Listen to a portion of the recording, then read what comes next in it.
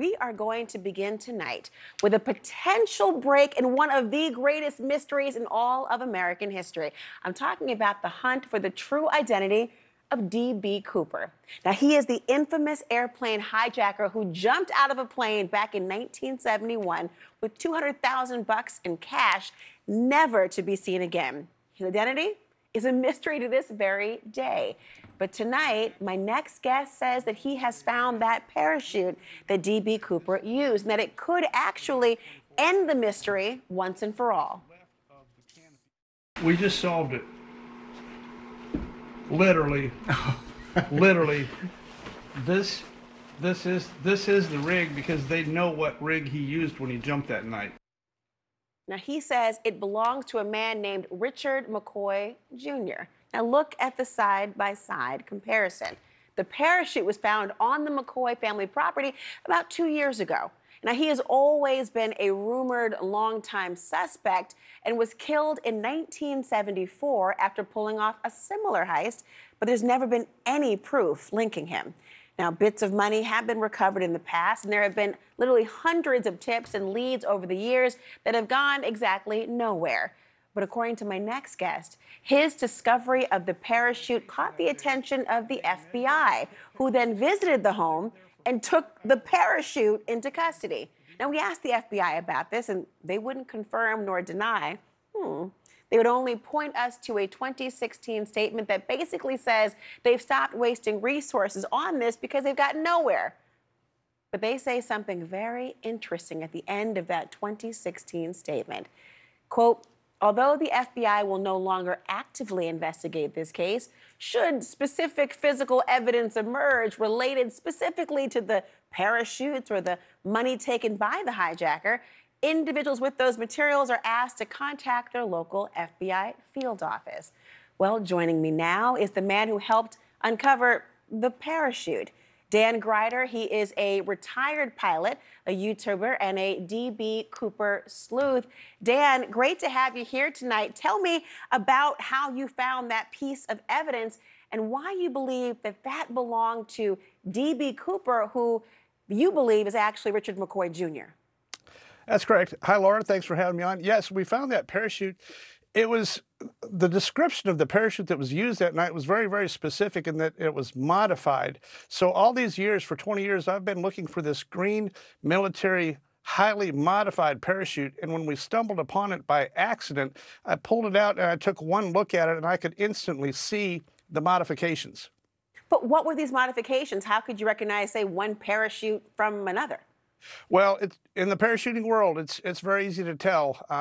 You take one look at where the ripcord housing is and all the modifications that were done to the front side of that. I knew what I was looking for when I pulled that out of there, and it matched exactly on first glance. I already knew this is it. It was found in McCoy's mother's possessions, deep in her storage with all of her prized possessions.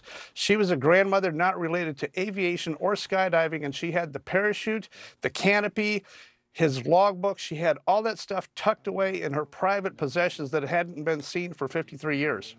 That's unbelievable to think about. And the modifications, I would assume, would have facilitated the ability to do the very heist that people have been fascinated with. But you also say that the FBI asked for a DNA sample from one of McCoy's children. What are they going to do with that? Yes. Well, I've been tracking this thing for almost 20 years, and over that 20 years, the McCoy children have never come out. They've never spoken to me. I tried like crazy to get these kids to talk to me, and they would not talk to me until both their mother and their grandmother died. Their mother, Karen McCoy, was an accomplice in both hijackings. And what most people don't know is that there was actually two hijackings. There was the first one, the D.B. Cooper one, and then the same guy, Richard Floyd McCoy, he went back and did the exact same thing 5 months later, April of '72. It's the same guy, but none of the kids would ever talk to me about this until they were both dead, and then they felt relieved that their mother was no longer in danger of going to prison as an accomplice in the D.B. Cooper heist.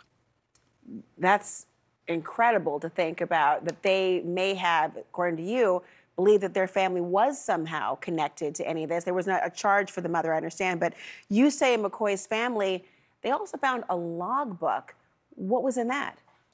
The logbook was a parachute jump logbook. It showed 39 previous military static line jumps accomplished by McCoy in the military.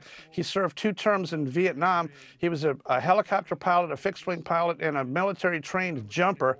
But the logbook showed 8 practice jumps leading up to the D.B. Cooper jump, and then nothing. This was his first free-fall parachute jump, civilian-style logbook. So he logged 39 previous static line jumps and then 8 practice free-fall jumps in anticipation of doing this hijacking, and then nothing until right before April of '72. He went back and did 1 more practice jump prior to his April '72 parachute jump, and he logged that one. All those jumps are in there.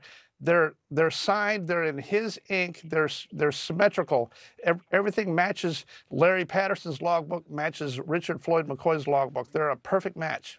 Wow. And what would have given the children an indication that either of their parents they believed to have been involved in this? Well, they knew, they grew up with this deep family secret. This is one thing that the kids will tell you. They're not giving any interviews right now, but they will, if they could, they would tell you they're not talking, and they've lived a lifetime of knowing that they cannot talk about this. That was their family mantra. They could not talk about what their mom and dad did. Their mom and dad were both complicit in both hijackings, and they knew it.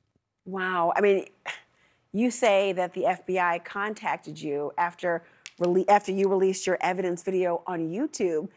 I got to know what that was like, talking to them and the fact that they were leaning in and intrigued by what you found after all these years. Well, the FBI did call.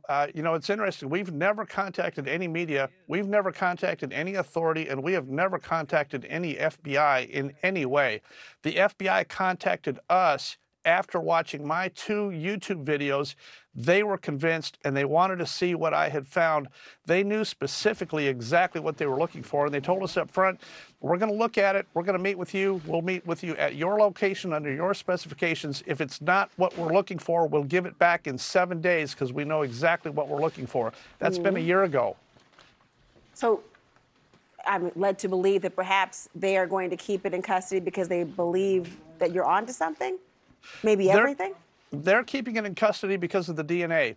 The FBI cannot go by circumstantial evidence. They're going to go by a DNA link, and they're trying their hardest to make a solid DNA link between all the artifacts that will tie Richard Floyd McCoy. That's the only way they can close it is with a solid DNA lock. They're going to keep this. Everything that I found is at Quantico, the FBI laboratory. Everything I found is in one storage location at Quantico right now, and their efforts are purely DNA related.